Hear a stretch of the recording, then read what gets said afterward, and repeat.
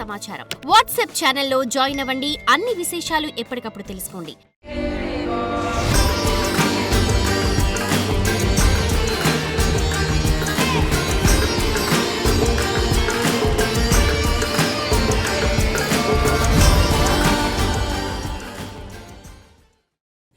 మామూలుగా 5వ రోజు అంటే చిన్నపిల్లలందరికీ కూడా ఎంతో ఇష్టమైన రోజు అని చెప్పొచ్చు, సరస్వతీదేవి.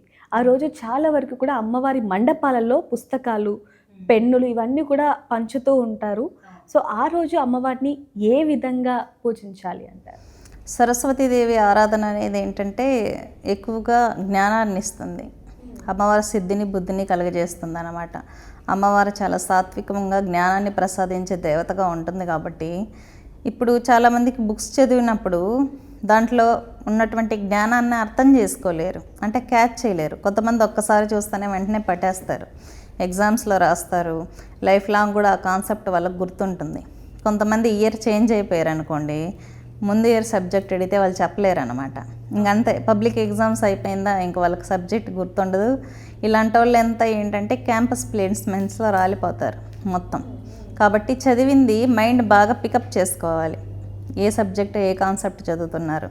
అలాగా మన మైండ్కి బాగా అర్థమయ్యేటట్టు చేసే దేవతే సరస్వతీదేవి. అంటే సరస్వతీదేవికి ఉన్న శక్తి ఏంటంటే ఎలా బాగా చదువుతారు అంటే ఫస్ట్ సబ్జెక్ట్ అర్థమయ్యేలాగా మనకు జ్ఞానాన్ని ప్రసాదిస్తుంది. ఒక కాన్సెప్ట్ మనకు అర్థమైందంటే దాని మీద ఎంత థియరీ అయినా రాయగలుగుతారు.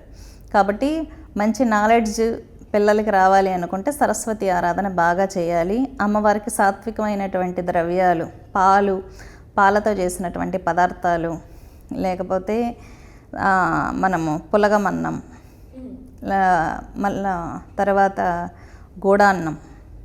గూడాన్నం తర్వాత పరమాన్నం, ఇవన్నీ ప్రసాదాలు నివేదన చేయొచ్చు. ఎక్కువగా పాలతో చేసిన పదార్థాలు సరస్వతీదేవికి ఎక్కువగా ఇష్టపడుతుంది కాబట్టి అమ్మవారికి ఇవి నివేదన చేసుకోవచ్చు.